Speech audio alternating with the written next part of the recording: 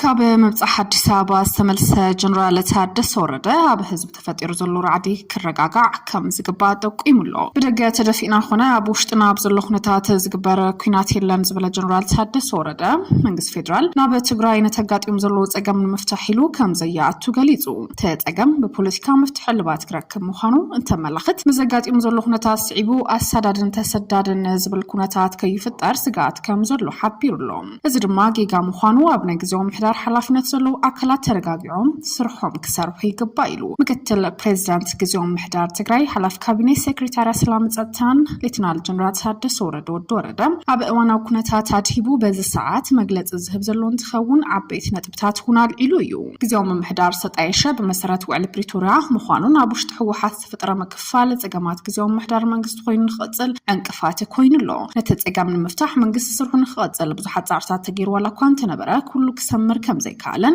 እተጻዕር ዘይሰመረሉ ምኽንያት ድማ ካብ መሸማገልቲ ወገን ዘይኮነ ኣብቶም ተደራደርቲ ዘይምቕባል ተበግሱን ዝወስዱ አካላት መሸማገልቲ ምቹዋት ዘይምዃኖም ካልኦት ጸገማት ምዃኖም ደርዲሩ ስዒርካ ክትውድእ ናይ ምድላይ ኩነታት ነቶም ዝካየዱ ዝጸንሑ ሽምግልናታት ከየሳኽዕዎ ወንጌርዎም ነዚ ጸገም ናይ ጸጥታ ጸገም ከይኸይድ ብዙሕ ተጻዒሩሉ እኳ ተኾነ እቲ ጸገም ኣብ መንጎ ተጋሩ ተፈጢሩሉ ኣብ ውሽጢ ትግራይ ድማ ንምፍታሕ እዩ ዝድለ ሳልሳይ ወገን አካል መፍትሒ ንዘይምግባር ድማ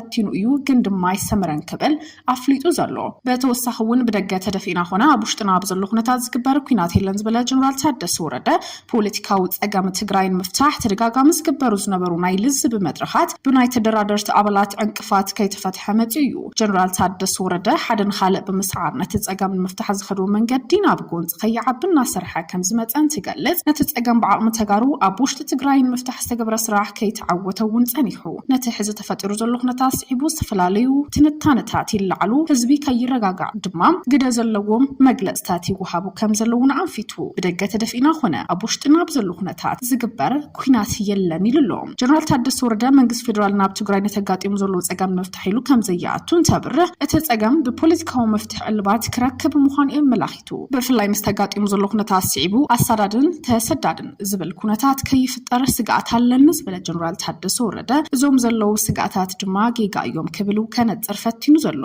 ኣብ ብዙሓት ማሕበራዊ ሚድያ ባሉን ይካል ጀነራል ታደሰ ወረደ ናብ ፕሬዝዳንት መጽኡ ዝብል ሓበሬታ ክህባ ዘጸንሐ ኾና ናብ አዲስ አበባ ዝተገበረ ጉዕዞ ስዒቡ መግለጽ ክህብ ዘጸንሐ መግለጽታት እውን ይወሃቡ ነይሮም ነቲ ሕዚ ተፈጢሩ ዘሎ ኩነታት ስዒቡ ዝተፈላለዩ ትንታነታት ይለዓሉ ክብል እውን ጀነራል ታደሰ ወረደ ኣብቲ ብሎም ዕለት ኣብዚ ሕዚ ሰዓት ዝህቡ ዘሎ መግለጽ እውን ኣንፊቱ ወሎ ብደገ ተደፊና ኾነ ኣብ ውሽጥና ኣብ ዘሎ ኩነታት ዝግበር ኩናት የለን ክብል እውን ይደምዲሙ مستقاتي مزلو خناتات سعيبو أسالادن تسدادن زبل كناتات كيفتر سقات هالن زبل جنرال تادس ورده بركة زبلو سقاتات بمنت براد ما أبجز يوم محدار أبحلاف النتزلو أكلات ترجعهم سرحهم كسرحوي كباك بلون أتحساسيبو